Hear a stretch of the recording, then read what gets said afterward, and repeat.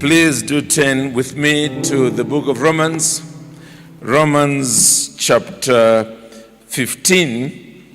Although really we will be commencing our reading from chapter 14, but in terms of the passage we are looking at this afternoon, we are really looking at chapter 15, verse 1 and verse 2. Romans chapter 14, we'll commence reading from verse 19. Romans chapter 14, we commence reading with verse 19. The Bible says there, "So then, let us pursue what makes for peace and for mutual upbuilding. Do not, for the sake of food, destroy the work of God. Everything is indeed clean, but it is wrong for anyone to make another stumble by what he eats. It is good not to eat meat or drink wine or do anything that causes your brother to stumble. The faith that you have, keep between yourself and God. Blessed is the one who has no reason to pass judgment on himself for what he approves. But whoever has doubts is condemned if he eats, because the eating is not from faith. For whatever does not proceed from faith is sin." And then our text, Romans 15, verse 1 and verse 2. "We who are strong have an obligation to bear with the failings of the weak and not to please ourselves. Let each of us please his neighbor for his good, to build him up." Let's pray. Our Father in heaven, we thank you for your word.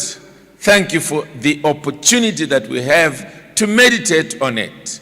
We ask, Almighty God, that you will be our guide and that you'll help us not only to understand your word, but to put it into practice. We ask this in the name of Christ. Amen. Well, if you've been with us in our evening meetings through the various internet platforms that we are using at the moment because of COVID-19, we are unable to meet in here as a congregation. If you are one of those that's been following, you know that we have been making our way through the book of Romans in our afternoon or evening service. And right now we are in chapter 14, which is now taking us into chapter 15, and we are really considering the subject of Christian unity, especially where that unity is threatened by our backgrounds, and again, especially our religious backgrounds. And that's really what we have been dealing with so far. The point being made is that we need to give priority to the right things in the Christian church. I love the way the Apostle Paul puts it in chapter 14 and verse 20. "Do not, for the sake of food, destroy the work of God." Can you imagine that because of something to do with your diet, your favorite meal, God's work, God's grand redemptive work that is taking place in the context of your church should be completely frustrated, so that it is literally stuck in the mud or in the sand. And now, the last time we looked at this passage together, we were right at the end of chapter 14. We saw there, particularly in verse 23, the words, "But whoever has doubts is condemned if he eats, because the eating is not from faith, for whatever does not proceed from faith is sin. And we saw there at least 3 basic points. The first is that in these matters to do with practical details, to do with scruples and qualms, where some individuals are completely persuaded they've got absolute freedom to act in a particular way, for others, they genuinely suffer from unbelief. Genuinely. This is not something they are putting up just to make your life difficult. They genuinely have difficulties embracing the freedom that we have in Christ in that area. And because of that, if they were to go ahead and engage in whatever it is that is currently being dealt with, they will experience conviction of sin. They will experience self-condemnation, which was the second point that we saw, that whoever has doubts is condemned if he eats. For you, it's all right. But for that person, there is a genuine sense of a loss of peace, and he has to go before the Lord to say, Lord, forgive me. And then the third thing that we saw is the reason why. And the reason is that whatever is not from faith is sin. That's the general principle that we can apply literally in any area.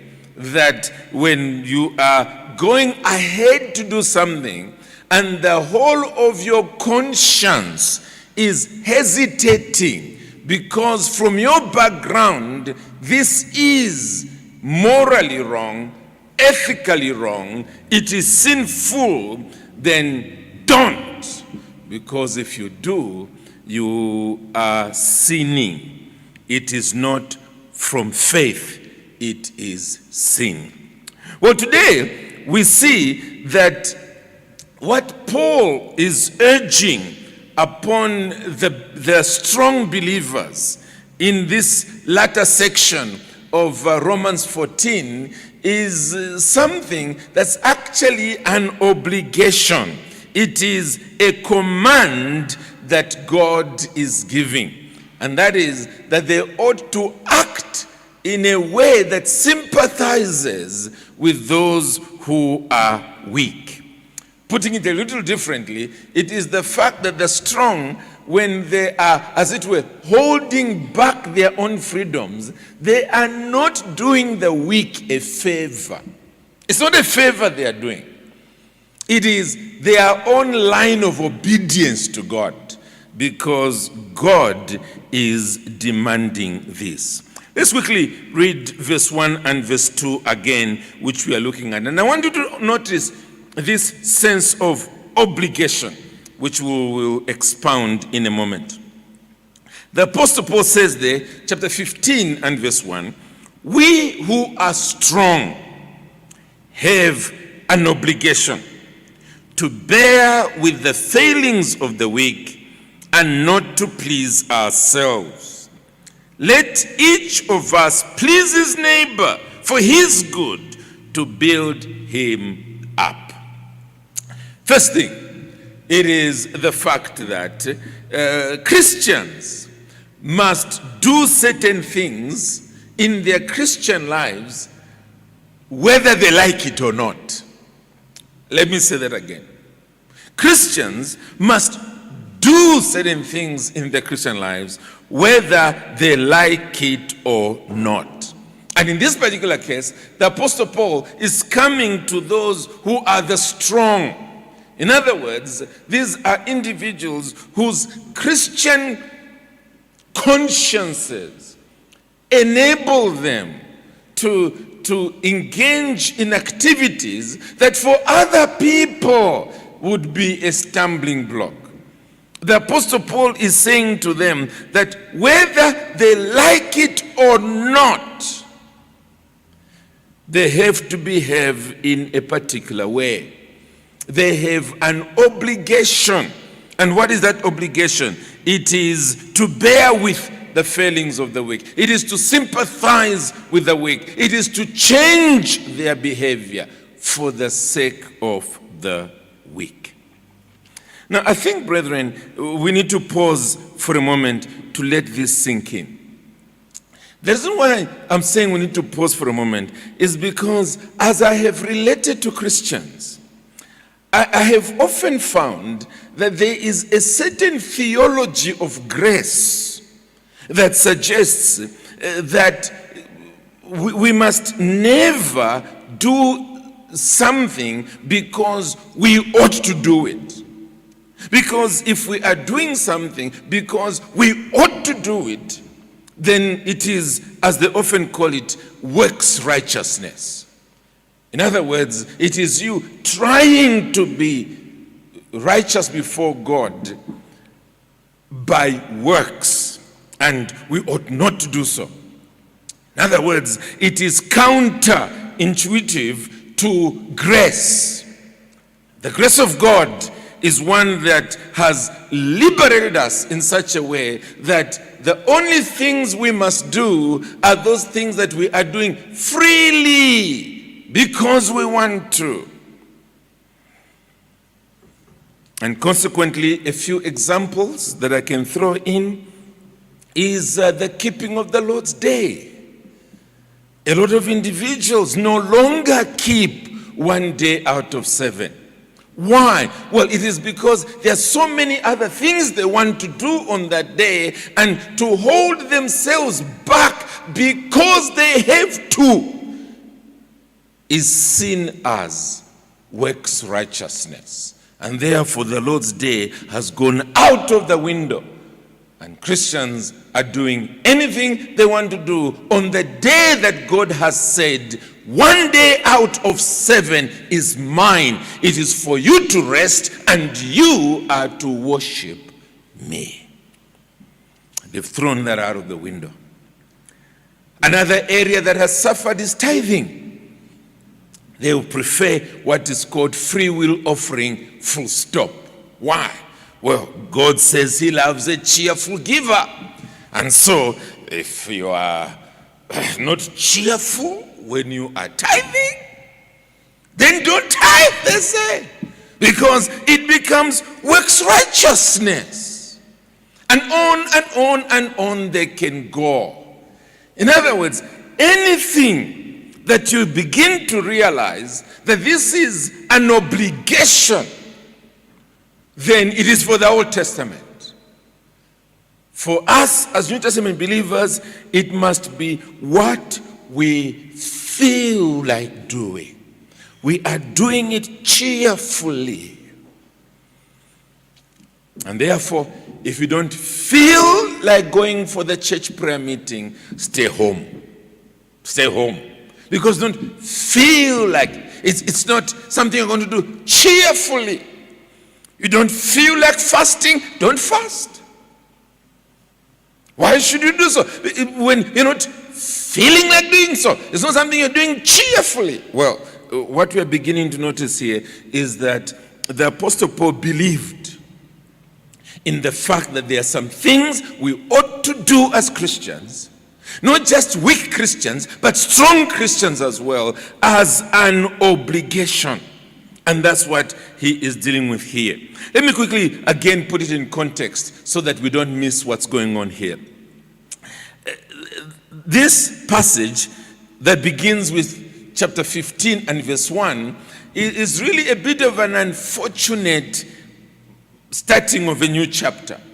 Strictly speaking, what Paul is dealing with in chapter 14 verse 1 onwards continues all the way to chapter 15 and verse 13. It's the same subject and should not have been divided by a new chapter. Chapter 15, strictly speaking, should have begun with chapter 15 verse 14, because that's when Paul enters a brand new thought.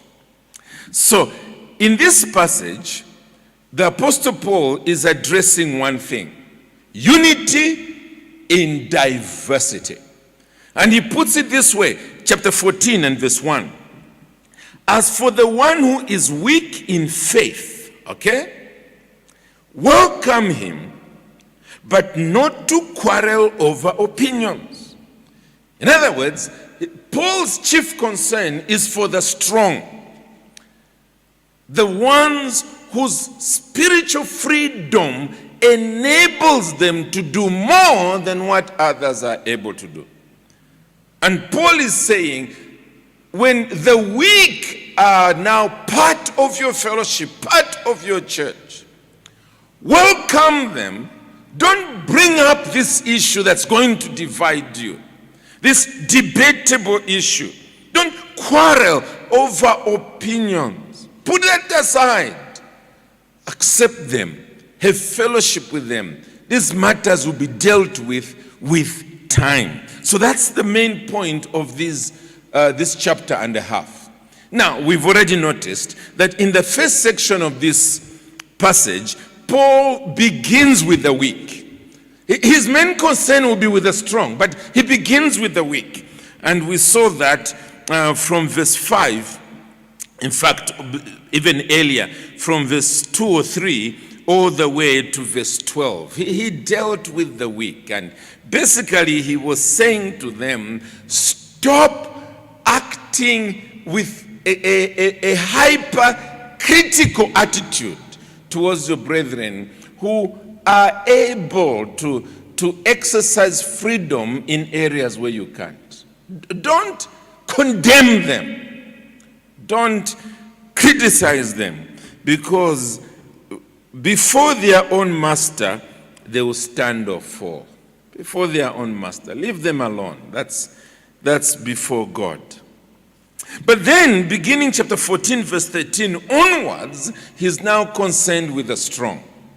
And as you can see, that's where he spends most of his time, the strong.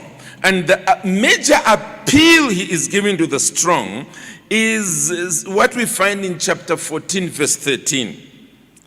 And we mustn't lose sight of that. Therefore, let us not pass judgment on one another any longer.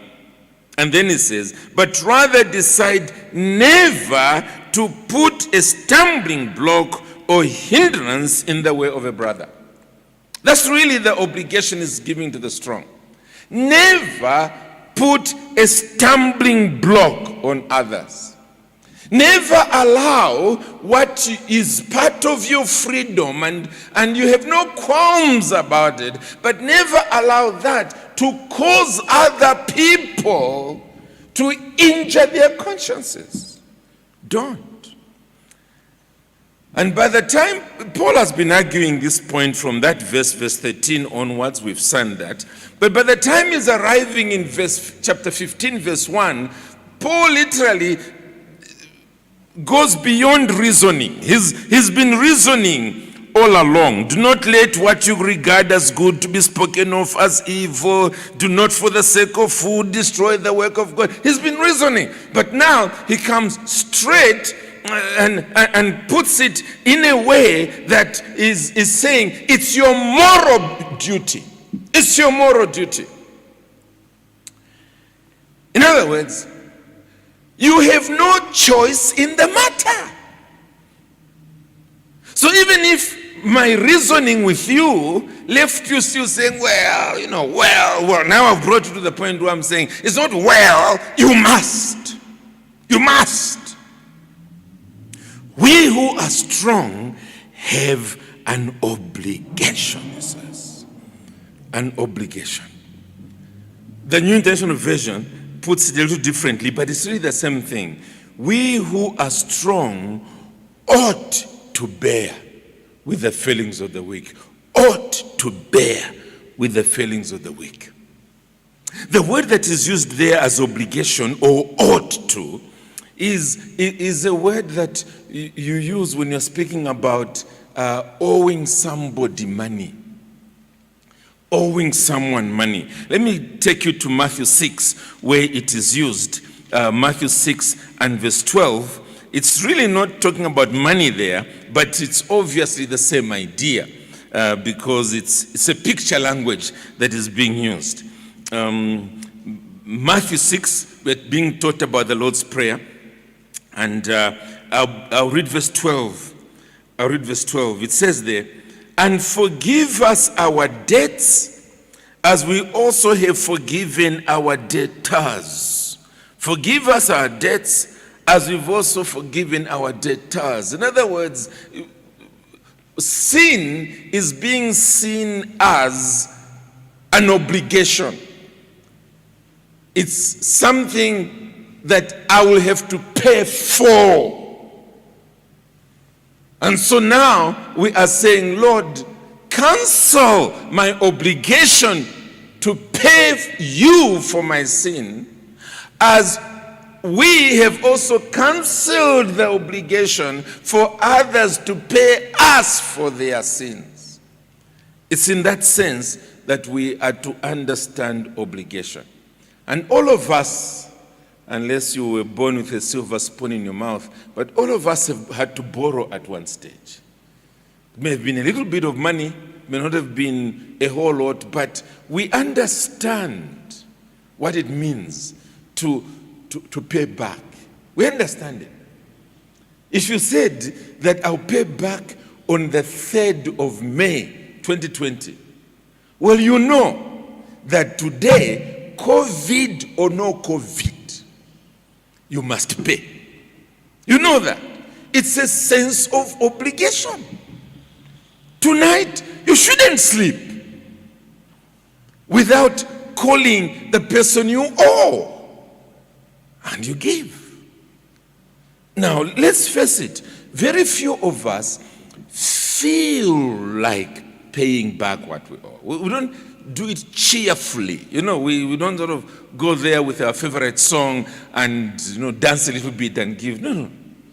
We really wish we did not owe this person any money. But it's an obligation. And therefore, it's the honorable thing to do to clear your debt. Now, sadly, we have too many Zambians who don't know what I'm talking about. They owe, and they are well past the date of paying back, and somehow they can still sleep, and their pillow is still soft. I honestly don't understand them. I honestly don't. But let's move on to Luke chapter 17, because again, we see something of an example there of what it means to have this sense of duty that makes you do something. This sense of duty. The Lord Jesus Christ was speaking about us in the world to come. And he's using picture language here. Luke 17, and I begin reading from verse 7. Will any one of you who has a servant plowing or keeping sheep say to him when he has come in from the field, come at once and recline at table? Will he not rather say to him, prepare supper for me, and dress properly, and save me while I eat and drink, and afterward you will eat and drink? I mean, here's a person, he's been toiling all day out there in the field as your servant. He comes home. You have no sense of, he's been working, therefore I owe it to him now to rest and then forget about food. No. You immediately say to him, get into the kitchen quickly and start preparing my supper for me. And then Jesus says, does he thank the servant because he did what was commanded? Of course, the answer is no. Why? Well, he goes on to tell us here, at least apply it to us now. So you also, when you have done all that you were commanded, say, we are unworthy servants. We have only done what was our duty. Now that word duty there is exactly the same Greek word for debts. It's exactly the same Greek word for obligation. We have only done what was our obligation. So why should our master thank us? Why? Because we had to do it. Whether we liked it or not, we had to do it. It was our duty. One more example with respect to this, and it's in Hebrews. Hebrews chapter 5. This time is to do with the priests offering sacrifice. Hebrews chapter 5, and this time it is in verse 3. The ESV uses the word obligated, so that makes life easier for us. But the thing I want you to notice again is the fact that whether the priest felt like doing it or not, he had to do it. Hebrews chapter 5 and verse 3. Maybe let me begin from verse 1. For every high priest chosen from among men is appointed to act on behalf of men in relation to God, to offer gifts and sacrifices for sin. He can deal gently with the ignorant and wayward, since he himself is beset with weakness. Verse 3. Because of this, he is obligated to offer sacrifice for his own sins, just as he does for those of the people. He is obligated to offer sacrifice for his own sins. So he has no choice in the matter. He can't say, well, I will offer sacrifices only for the people, as if he himself is not a sinner. No, he must offer sacrifice for his own sin. It is an obligation. Otherwise, he disqualifies himself from acting in the temple or in the tabernacle. He must do it. Well, friends, that's exactly the picture that the Apostle Paul is bringing here when he says, we who are strong have an obligation. And I think it's important that those of us who are Christians must mature beyond simply doing things when we feel like doing them. We must mature beyond that. We must realize that certain aspects of the Christian faith are obligations.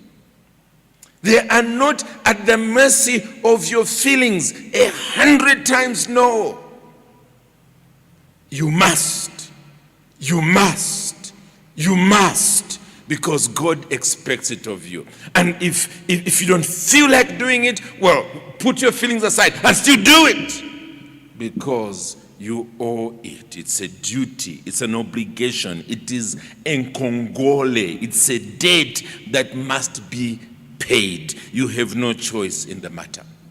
Well, in our text, what is this that the strong are obligated to do? First of all, it is to bear with the failings of the weak. Back to our text. Romans 15 and verse 1. We who are strong have an obligation. And what is that? To bear with the failings of the weak. To bear with the failings of the weak. Two quick points as we get into this. First of all, notice that the Apostle Paul includes himself among the strong. He says, we who are strong. We who are strong. Now, it's deliberate that I'm capturing that. Because, see, often when a teacher is teaching and he becomes rather hard on one segment of the congregation, the people who are listening are already thinking, okay, so on which side is he? Because the understanding is that he's coming so strong and hard on this issue because he's a beneficiary concerning this matter. Well, in this particular case, the Apostle Paul is saying, actually, I belong to the strong.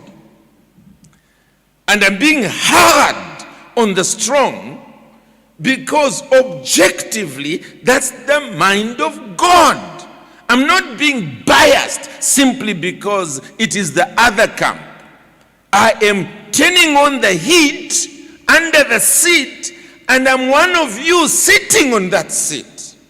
I'm also feeling it, but it's the mind of God. And consequently, we are all obligated to do this very thing. And what is that? The Apostle Paul is calling it bearing with the failings of the weak. Bearing with the failings of the weak. In the book of Galatians, Paul puts it a little differently, but it captures the picture. Galatians chapter 6. I begin reading from verse 1. Brothers, if anyone is caught in any transgression, you who are spiritual, you who are strong, should restore him in a spirit of gentleness.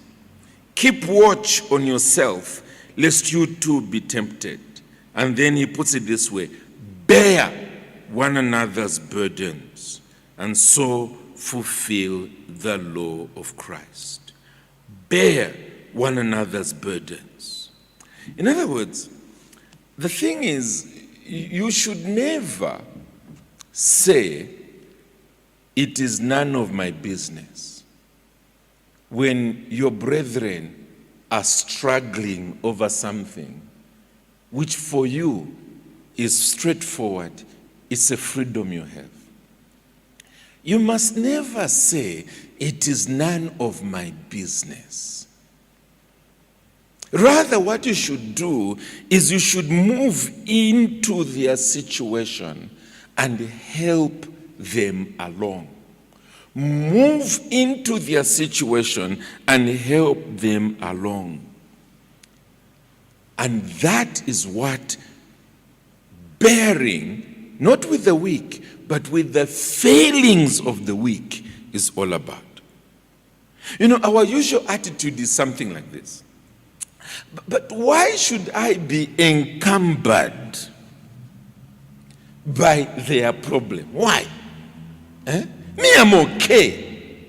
So why should I be spending so much of my time, my energy, trying to help them when it's their own endeavor, their own fault, their own weakness? Why should I?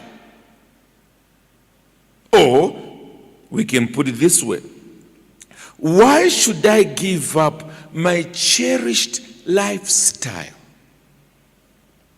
because of others? Why? I love to do this. I love this food.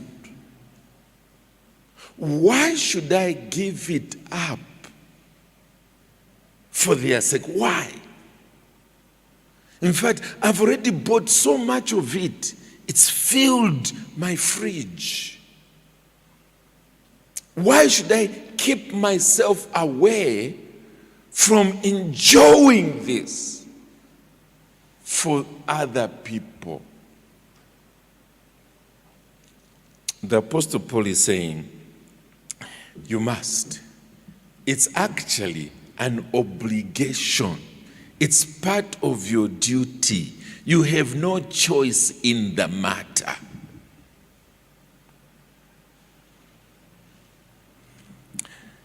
It means that we must tolerate the weaknesses of others. We must also tolerate their misunderstanding of us, because the moment they get to know that we've got no problems with this, we've got no qualms with this, their tendency will be to criticize and condemn us. And they're doing so genuinely. They're doing it genuinely. And we need to learn to bear with their weakness rather than for us to criticize them back. We should bear with them so that together we carry this load that they are carrying at this stage. To borrow two words that are quite similar, but they capture the issue here, is that we must not only sympathize with them, we must empathize with them. We must not only sympathize with them, we must empathize. Let me explain the difference. To sympathize with people is to feel sorry for them. Your heart is touched by the suffering that they are going through. You're genuinely touched. And you even pray for them. Lord, have mercy on them. But it doesn't affect you in terms of your own activities. It doesn't. You feel for them. You even pray for them. But you get on with your activities. To empathize is to enter into something of their experience. It is to put on their shoes. It is to feel what they feel. And consequently, you change what you are doing, how you are living in that moment because of them. You enter into their mindset, and it incapacitates you as well. It incapacitates you. You cannot enjoy this activity or this food primarily because your entire being imagines how they feel, how they think about this. And so you can't. You are empathizing. An obvious example I can think about here is we often hear about funerals. We hear that in the Western world at the moment, people are dying in thousands. And when we hear about them, we feel sorry and we move on. We sympathize that COVID-19 has hit them in such a way, and we move on. But there are times when a friend of yours, a very close friend of yours, out there in the Western world, loses his wife or her husband to COVID. Suddenly, things change. You are still very far away. You fail to eat. You fail to sleep. You get on your knees and you cry to God. What has happened? What's the difference? Well, in one case, you were sympathizing, but now you've entered into the experience of your friend. You've got no choice but to enter into that experience because of the love relationship that you have with your friend, that you also now find it difficult to enter into activities of joy and pleasure and relaxation. You fail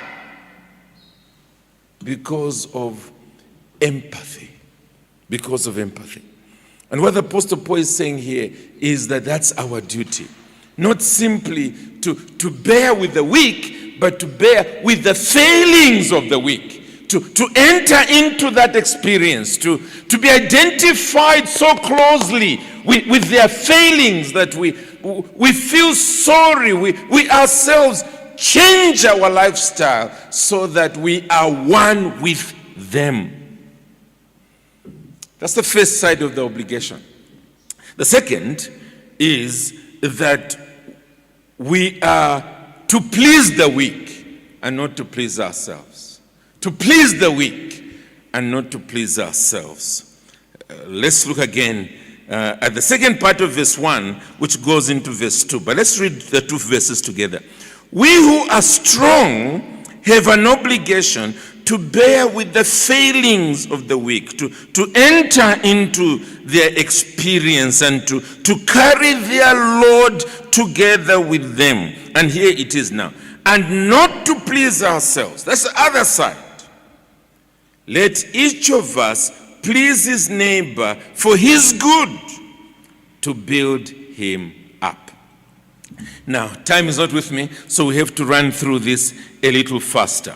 First of all, there's nothing wrong with pleasing yourself. There's nothing wrong. After all, it is only as you learn to love yourself that you can love others.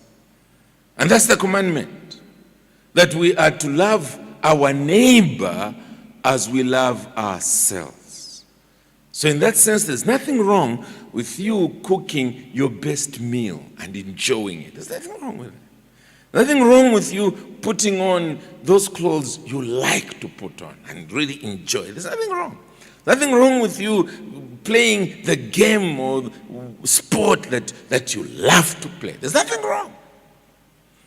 Because out of that, we are learning to love others, to see that they too enjoy life. It's part of the blessing that God has given us in human life and living. But what is wrong is this. It is to please ourselves at the expense of others. That's wrong. That's wrong. It is now loving ourselves at the expense of loving others. And so that's what the Apostle Paul is addressing here when he says, and not to please ourselves. What he means really there is pleasing ourselves at the expense of the weak. He says, no. That's totally unchristian. It must not happen. We must never allow personal pleasure to be at the expense of other people. In fact, as believers, our entire disposition in life must be for the good of others. We must want to be the servants of all. The Apostle Paul puts it that way, doesn't he? In 1 Corinthians 10 and verse 33.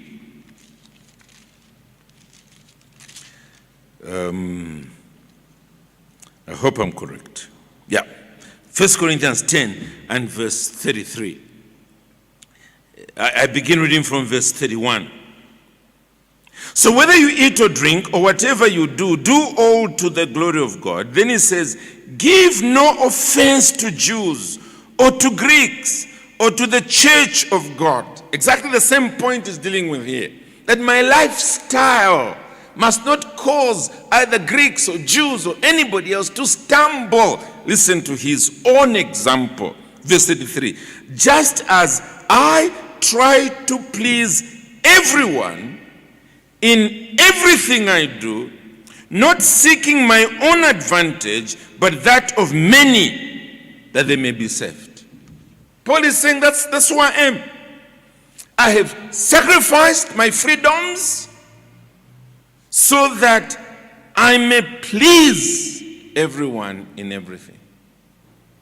I'm a servant of all. And friends, that's simply fulfilling the second greatest commandment, which is to love your neighbor as yourself. That's all it is. It is that I want others to be happy, to be blessing God and worshiping God when they are with me, rather than cursing God and cursing me in the process. I want to be a blessing to them. Back in our text, this aspect of not pleasing myself but pleasing others, Paul gives the goal, the purpose, and he says this: let each of us please his neighbor for his good, to build him up. For his good, to build him up. In other words, I want those around me to be making spiritual progress because I'm among them. Or as he had put it earlier in chapter 14 and verse 19, so then let us pursue what makes for peace and for mutual upbuilding. Let's pursue that. Things that allow an atmosphere of peace, an atmosphere of upbuilding, mutual upbuilding. that I can be a means of blessing to others. Well, brethren, let me quickly close this passage by saying this, that we have seen that Christian sympathy is something God commands us to do. It's an obligation. It's not a favor we are to do to others. We are to modify our lifestyle so that other people can be at home in our presence, can listen to us when we are teaching, and consequently, we can grow together. Now, as I was preparing this message, I thought of one area of application which Paul is not thinking about at all here, but it's nonetheless a relevant application, and it's in the area of ladies and fashion. Ladies and fashion. Because the attitude of the world is always, it's your life. That's the attitude of the world. It's your life. Why should men determine how women dress? Why? You can dress however you want. So if you are in front of a mirror and you like the way you are looking, you can go out there. And even if in the process you are causing people to lust, that's their problem. After all, you like the way you are looking. So if your breasts are halfway in the open, I like the way I'm looking. If people around are having difficulties and now having to look at the ground all the time, that's their problem. That's the attitude of the world. That's the teaching of the world. It is definitely not biblical teaching. What we are learning here is quite different. And it is this. Are your brothers stumbling? Are they? Are they genuinely stumbling because of your dressing? Often it looks like undressing. But anyway, still called dressing. Because of your dressing. Are they honestly confessing, maybe not directly to you, but at least to the church leaders, that we are stumbling? We are being caused to burn with lust because of the way the sisters are dressing. Well, then what should you do? Don't appeal to your feelings. What should you do? What is your obligation? Well, this text speaks into it. Bear with them. Yes. Bear with their weakness, with the failings of the weak. Bear with them. Enter into sympathy, or better still, empathize with them. Put yourself, dear sisters, in their shoes. And then do something about it. Now, that's not the teaching of the world. The teaching of the world, as I said, is why should men determine the way we dress? That's the teaching of the world. The teaching of the Bible is they are your brothers. And the way you dress should enable you to be in a context where you are seeking to please them for their good, so that you would be able to build them up as well. Not you are sitting in a Bible study in a circle and they can't look straight because they keep seeing what they shouldn't see. So they are all the time, they're even failing to listen properly to what's being taught. No! We ought to apply this even to that area. Don't bring a church's ministry to a halt just because of a piece of cotton that is sitting in your wardrobe. Don't. That's really what Paul is saying here. When he says, don't for the sake of food destroy the work of God. If it means half your wardrobe has to be shut out, well and good. for the purpose of pleasing the brethren, for the purpose of the good of the church, for the purpose of having an atmosphere of mutual upbuilding. So this principle can be applied in many ways, I thought I'd just apply it in that area. Ultimately, we should learn to be servants of one another. That's what this is all about. And as we shall be seeing next week, that's exactly what Jesus did. God the Son did not make his own comforts, his own pleasures the priority. He gave up the greatest place in the universe to come and sympathize with us and empathize with us, to be in our shoes so that we can be lifted up. Now, if Jesus can do it, leaving the whole of heaven, we should be able